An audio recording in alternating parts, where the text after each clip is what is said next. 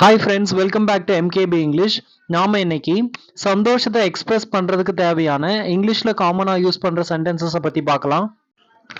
நான் வார்த்தையில சொல்ல முடியாத அளவுக்கு சந்தோஷமா இருக்கேன். இதை நாம இங்கிலீஷ்ல எப்படி சொல்லலாம் அப்படின்னா, I am happy beyond words. I am happy beyond words அப்படின்னு சொல்லலாம்.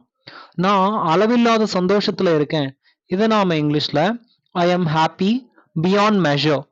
I am happy beyond measure அப்படின்னு சொல்லலாம். இதை கேட்கறதுக்கே ரொம்ப சந்தோஷமா இருக்கு. இதை நாம இங்கிலீஷ்ல I am delighted to hear this. I am delighted to hear this அப்படின்னு சொல்லலாம்.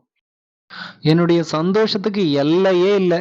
இதை நாம இங்கிலீஷ்ல my joy knew no bounds. My joy knew no bounds அப்படின்னு சொல்லலாம்.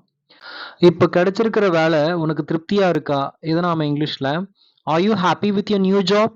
Are you happy with your new job அப்படின்னு கேட்கலாம். என்னுடைய குழந்தை எனக்கு நிறைய சந்தோஷத்தை கொடுத்தது. இதை நாம இங்கிலீஷ்ல my baby brought me so much of happiness. My baby brought me so much of happiness அப்படின்னு சொல்லலாம். அடுத்து couldn't be happier. couldn't be happier அப்படின்றது இங்கிலீஷ்ல ஒரு இடியம்.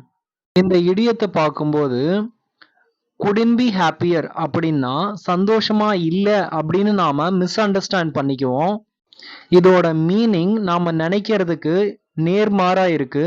couldn't be happier அப்படின்னா நான் ரொம்ப சந்தோஷமா இருக்கேன் அப்படின்னு அர்த்தம். அது எப்படி couldn't be happier அப்படின்னா ரொம்ப சந்தோஷமா இருக்கேன்னு அர்த்தம்? couldn't be happier அப்படின்னா சந்தோஷமா இல்லைன்னு தானே அர்த்தம் அப்படின்னு நீங்க நினைக்கலாம்.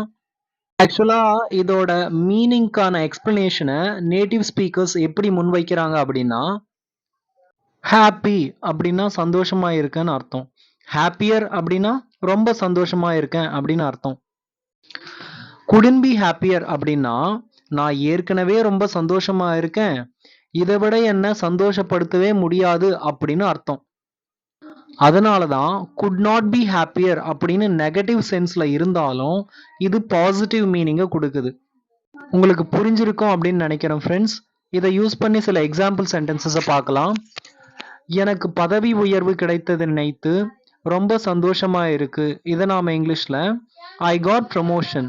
ஐ couldn't be happier. I got promotion. I couldn't be happier அப்படின்னா எனக்கு ப்ரமோஷனை கிடைச்சதுனால நான் ரொம்ப சந்தோஷமா இருக்கேன் அப்படின்னு அர்த்தம். நீ மறுபடியும் திரும்ப வந்தது எனக்கு ரொம்ப சந்தோஷமா இருக்கு. இதை நாம இங்கிலீஷ்ல ஐ could not be happier that you came back.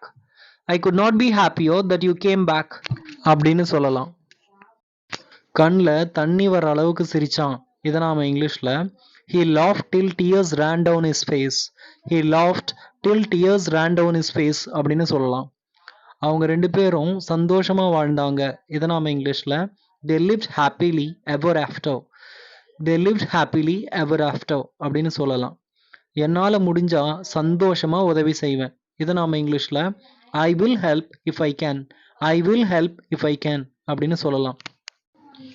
Friends, இந்த வீடியோ உங்களுக்கு பிடிச்சிருந்ததுன்னா என்னோட வீடியோவை லைக் பண்ணுங்க. மறக்காம என்னோட சேனலுக்கு சப்ஸ்கிரைப் பண்ணுங்க. தேங்க்யூ.